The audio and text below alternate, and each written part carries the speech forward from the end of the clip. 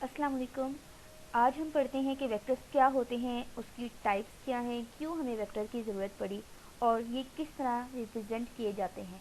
तो I hope कि आपको लेक्चर के एंड तक सारा वेक्टर्स का समझ आ जाएगा।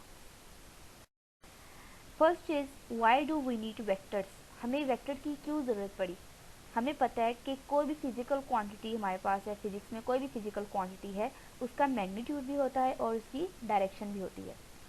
मोस्ट ऑफ दी क्वांटिटीज़ की डायरेक्शन होती है, लेकिन मोस्टली क्वांटिटीज़ का मैग्नीट्यूड होता है और यूनिट होता है। लाइक अगर मैं कहूँ कि 2 सेंटीमीटर है, ये एक फिजिकल क्वांटिटी की न्यूमेरिकल वैल्यू विद यूनिट दिया हुआ है, तो इसमें 2 मैग्नीट्यूड को बता रहा है और सेंटीमीटर यूनिट को बता रहा है। और अगर मैं कहूँ कि मेरे पास मैंगोज़ है 5 kg, तो 5 kg मैंगोज़ में 5 हमें क्या बता रहा है, न्यूमेरिकल वैल्यू, और kg हमें बता रहा है यूनिट। तो ये अपने आप में कंप्लीट इन्फॉर्मेशन है, लेकिन कुछ समटाइम्स हमें डायरेक्शन को भी इन्वॉल्व करना पड़ता है। लाइक अगर मैं कहूँ 5 kilometre north of my school, इसको हम इस तरह समझते हैं कि अगर मैं कहूँ कि मेरा घर स्कूल से 5 किलोमीटर फासले पर है, तो अब हमें 5 किलोमीटर मुकम्मल इन्फॉर्मेशन नहीं दे रहा। हमें नहीं पता कि मेरा घर 5 किलोमीटर वेस्ट में है, नॉर्थ ऑफ स्कूल है, ईस्ट में है या साउथ में है। तो ये अपने आप में कंप्लीट इन्फॉर्मेशन नहीं दे रहा, तो इसमें हमें अब डायरेक्शन की भी ज़रूरत पड़ गई है। तो ऐसी क्वांटिटीज़ जिसमें डायरेक्शन को भी हमें इन्वॉल्व करना पड़ता है किसी चीज़ को मुकम्मल तौर पर एक्सप्लेन करने के लिए, तो ऐसी हम क्वांटिटीज़ को कहते हैं vector quantities. Now the difference between vector and scalar. अब कोई भी स्केलर क्वांटिटी होती है, उसकी न्यूमेरिकल वैल्यू होती है। लाइक अगर मैं कहूँ कि मेरे पास मुझे 10 डिग्री 10 अगर मैं कहूँ कि टेम्परेचर 10 डिग्री सेल्सियस है, तो ये 10 डिग्री सेल्सियस अपने आप में कंप्लीट इन्फॉर्मेशन है। लेकिन वेक्टर होने के लिए क्वांटिटी के पास न्यूमेरिकल वैल्यू होनी चाहिए, उसके पास डायरेक्शन होनी चाहिए, और the third most important point of vector is कि उसको वेक्टर लॉ ऑफ एडिशन को ओबे करना चाहिए। फॉर एग्जांपल अगर मैं कहूँ कि करंट है मेरे पास 5 एम्पेयर, अब 5 एम्पेयर करंट की न्यूमेरिकल वैल्यू भी है 5, डायरेक्शन भी होती है कि करंट अपवर्ड जा रहा है, डाउनवर्ड जा रहा है, लेफ्ट जा रहा है या राइट जा रहा है, तो इसमें डायरेक्शन भी आ गई। But current does not obey vector law of addition, because current जो वेक्टर की तरह ऐड नहीं होता। हमें पता है कि अगर मेरे पास 5 एम्पेयर और 2 एम्पेयर का जो लाइक करंट है, तो अगर मैं उसको स्केलर की तरह ऐड करूँगी तो सिंपल मैं 5 और 2 को प्लस कर दूँगी और मेरा आंसर क्या आ जाएगा 7। बट अगर मैं वेक्टर की तरह उसको ऐड करूँगी, तो हम सब जानते हैं कि वेक्टर किस तरह ऐड होगा। जो 5 और 2 मैं ऐड करूँ तो मेरा आंसर 7 नहीं आएगा, क्योंकि ये वेक्टर की एडिशन डिफरेंट है, इसमें हमें डायरेक्शन को भी इन्वॉल्व करना पड़ता है। तो करंट के पास न्यूमेरिकल वैल्यू भी है, डायरेक्शन भी है, लेकिन करंट जो है वो वेक्टर लॉ ऑफ एडिशन को ओबे नहीं करता।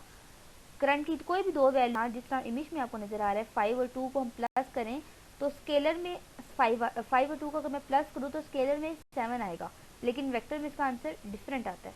तो इस तरह ये हमारे पास वेक्टर की वैल्यू डिफरेंट होती है एज कम्पेयर टू स्केलर। अब कुछ स्केलर क्वांटिटीज़ हैं जिसमें मैस आ जाता है, स्पीड आ जाती है, और कुछ वेक्टर क्वांटिटीज़ में डिस्प्लेसमेंट वेक्टर आ जाता है, वेलोसिटी आ जाती है, फोर्स आ जाती है, एंड ऑल दैट। अब हम देखते हैं कि हम किसी भी वेक्टर को रिप्रेजेंट कैसे कर सकते हैं। कोई भी वेक्टर को हमने रिप्रेजेंट करना होता है तो हम एक एरो लगाते हैं, और उस एरो की उस जो लेंथ होगी उस एरो की, वो इक्वल होगी उस वेक्टर के मैग्नीट्यूड के। और इस एरो का जो टेल है और एक हेड होगा, और जो हेड इंडिकेट करेगा उस वेक्टर की डायरेक्शन को।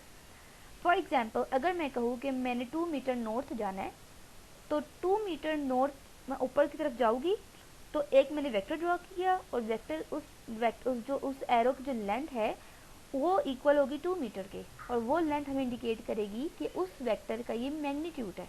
और एरो में इंडिकेट क्या करे, नॉर्थ की डायरेक्शन को। तो हमने क्या देखा कि कोई भी वेक्टर हो उसको हम रिप्रेजेंट करते हैं एक एरो से, और एरो की जो लेंथ होगी वो इक्वल होगी उस वेक्टर के मैग्नीट्यूड के। अब वेक्टर को अगर हम लोगों ने लिखना है तो या तो हम उसको बोल्ड कर लें, या तो सिंपल उस वेक्टर को लिख के उसके ऊपर एक एरो डाल दें। और अगर हम, ये तो वेक्टर हो गया, और वेक्टर क्या होता है जिसके पास मैग्नीट्यूड और डायरेक्शन दोनों हो।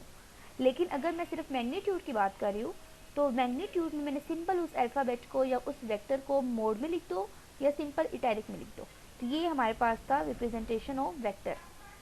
अगर मैं कहूँ इसकी कुछ मैंने यहाँ वेक्टर की रिप्रेजेंटेशन बताई हैं कि अगर हमारे पास कोई वेक्टर नॉर्थ और ईस्ट के दरमियान 45 डिग्री पर जा रहा है तो उसको हम कहेंगे नॉर्थ ईस्ट। अगर वो नॉर्थ और वेस्ट के दरमियान 45 डिग्री पर जा रहा है तो उसको हम कहेंगे नॉर्थ वेस्ट। लेकिन ये केस सिर्फ 45 डिग्री एंगल पर होगा। लेकिन अगर इसका एंगल 30 45 से कोई और एंगल है, लाइक अगर मैं कोई 30 डिग्री एंगल है और तो हम अगर ईस्ट से नॉर्थ पर जा रहे हैं तो उस एंगल को हम एक्सप्लेन करेंगे 30 degree north of east. North of east means कि हम नॉर्थ में जा रहे हैं ईस्ट से। इसी तरह अगर मैं वेस्ट और नॉर्थ के दरमियान देखूँ 60 डिग्री और मैं वेस्ट से नॉर्थ में जाऊँ तो मैं कहूँगी 60 डिग्री नॉर्थ और वेस्ट। सिमिलरली अगर मैं साउथ से वेस्ट में जा रही हूँ 60 डिग्री तो मैं वेस्ट की तरफ जा रही हूँ तो मैं कहूँगी 60 डिग्री वेस्ट ऑफ नॉर्थ। तो ये सारी थी रिप्रेजेंटेशन ऑफ वेक्टर। अब हम देखते हैं वेक्टर्स की कुछ टाइप्स। वेक्टर्स की काफ़ी ज़्यादा टाइप्स हैं, लेकिन जो मेन टाइप्स हमारे पास हैं जो काफ़ी बुक्स में होती हैं वो है equal vector, null vector, concurrent vector, coplanar vector, negative vector, parallel vector, unit vector and anti parallel vector. तो फर्स्ट वेक्टर हमारे पास है इक्वल वेक्टर्स। ऐसे वेक्टर्स जिनका magnitude along with direction along with unit same हो, ऐसे vectors को हम कहते हैं इक्वल वेक्टर्स। फॉर एग्जाम्पल अगर मेरे पास एक वेक्टर है a जिसकी लेंथ है 2 सेंटीमीटर ईस्ट और दूसरा वेक्टर है b जिसकी भी लेंथ है 2 सेंटीमीटर ईस्ट। अब दोनों वेक्टर की जो मैग्नीट्यूड है 2 वो सेम है और direction east east they are also same. तो हम कह सकते हैं कि जो a वेक्टर है वो b के इक्वल है। तो हम ये कहेंगे कि a and b are equal vectors. But अगर मैं सेकेंड एग्जाम्पल को मैंने जो आपको दिखाई इसमें कि एक ए वेक्टर अगर 5 न्यूटन नॉर्थ है और बी वेक्टर 6 न्यूटन नॉर्थ है तो इसमें मैग्नीट्यूड दोनों का डिफरेंट है बट डायरेक्शन सेम है। तो हमने क्या देखा, इक्वल में magnitude as well as direction same होना चाहिए, तो ये वेक्टर्स भी इक्वल नहीं होंगे। सिमिलरली नेगेटिव वेक्टर, ऐसे वेक्टर्स जिनका मैग्नीट्यूड सेम हो लेकिन डायरेक्शन ऑपोजिट हो, तो ऐसे वेक्टर्स को हम कहते हैं नेगेटिव वेक्टर। फॉर एग्जाम्पल अगर मैं आपको एक फर्स्ट एग्जाम्पल से एक्सप्लेन करूँ कि एक ए वेक्टर मेरे पास 2 न्यूटन ईस्ट है और सेकंड मेरे पास वेक्टर 2 न्यूटन वेस्ट है। अब देखें इन दोनों वेक्टर्स का मैग्नीट्यूड सेम है बट डायरेक्शन ऑपोजिट है, ईस्ट की तरफ जा रहा है और दूसरा वेस्ट की तरफ जा रहा है। तो हम कह सकते हैं कि दोनों वेक्टर्स आपस में इक्वल है बट ऑपोजिट है, तो ये वेक्टर्स नेगेटिव वेक्टर्स हैं। अगर हम सेकंड एग्जाम्पल को देखें तो एक वेक्टर 4 न्यूटन साउथ है और सेकंड वेक्टर 2 न्यूटन नॉर्थ है। अब बोथ वेक्टर्स की डायरेक्शन ऑपोजिट है but magnitude is not same, vectors negative vectors नहीं हुए। नेक्स्ट हमारे पास है पैरेलल वेक्टर्स। अब पैरेलल वेक्टर्स क्या होते हैं कि ऐसे वेक्टर्स जिनके दरमियान एंगल 0 डिग्री हो, तो ऐसे वेक्टर्स को हम पैरेलल वेक्टर्स कहते हैं। लाइक अगर वो एक ही डायरेक्शन में एक ही सेम की तरफ जा रहे हो।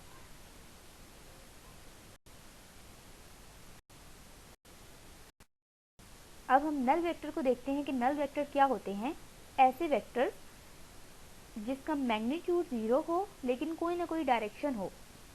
अब हम ये भी पूछ सकते हैं कि नल वेक्टर का क्या काम था, ये तो ऐसा वेक्टर है जिसका मैग्नीट्यूड ही 0 है तो हमें इसकी क्यों ज़रूरत पड़ी। बेसिकली हमें पता है कि cross product of two vector is also a vector. अगर मैं कहूँ a क्रॉस b, हमारे पास आंसर इसका आ रहा है नल, 0 आ रहा है। तो 0 तो एक स्केलर है, हमने तो कहा है कि क्रॉस प्रोडक्ट हमेशा वेक्टर आता है, तो हमने उस 0 को कह दिया वो एक नल वेक्टर है। तो यहाँ हमें क्रॉस प्रोडक्ट में नल वेक्टर की ज़रूरत पड़ती है। नेक्स्ट हमारे पास है unit vector. Unit vector is basically a vector whose magnitude is unity. ये सबसे इम्पोर्टेंट टाइप है वेक्टर की। ये एक ऐसा वेक्टर है जो हमें डायरेक्शन बताता है किसी भी वेक्टर की। इसका एक फार्मूला भी है, सारी वेक्टर्स की टाइप का किसी में फार्मूला नहीं है, बट यूनिट वेक्टर का एक फार्मूला है जिसको हम लोग कहते हैं a hat is equal to vector over magnitude, और यूनिट वेक्टर को हम ए हेड से डिनोट करते हैं। हमें पता है कि अगर एक्स एक्सिस का कोई वेक्टर है तो उसका यूनिट वेक्टर आई कैप होगा, वाई एक्सिस का यूनिट वेक्टर जे कैप होगा और जी एक्सिस का यूनिट वेक्टर के कैप होगा। नेक्स्ट है कोलिनियर वेक्टर्स। ऐसे वेक्टर्स जो सेम लाइन में लाई कर रहे हों उन वेक्टर्स को हम कहते हैं कोलिनियर वेक्टर।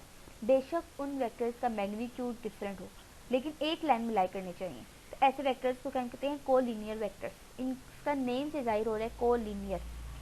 नेक्स्ट है coplanar vectors. Coplanar vector means ऐसे वेक्टर्स जिनका प्लेन सेम हो, मीन्स वो दोनों सेम प्लेन में लाई करें। अगर दो वेक्टर्स है तो वो हमेशा सेम प्लेन में लाई करेंगे। आप बेशक चेक भी कर सकते हैं, दो पेंसिल्स लें, उनको टेल टू टेल ज्वाइन करें और देखें कि वो वेक्टर हमेशा एक ही प्लेन में लाई करेंगे।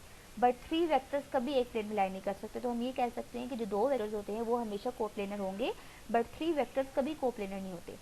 नेक्स्ट हमारे पास है कॉन्करेंट वेक्टर। कॉन्करेंट वेक्टर हमारे पास एक ऐसा वेक्टर है जिसमें जिनकी जो टेल है वो एक ही साथ इंटरसेक्ट करे। फॉर एग्जाम्पल अगर मैं कहूँ कि मेरे पास एक ए वेक्टर है, दूसरा वेक्टर मेरे पास बी है, सी वेक्टर मेरे बाहर की तरफ आ रहा है, तो इन तीनों वेक्टर की जो टेल है वो एक ही पॉइंट पे इंटरसेक्ट कर रही है, तो these vectors are concurrent vector. लेकिन अगर मैं कहूँ कि मेरे पास ऐसे वेक्टर्स हैं जिनका टेल कोइंसाइड नहीं कर रही, but they have line of action intersect at common point, so those vectors are also known as concurrent vector. Thank you so much. Keep spotting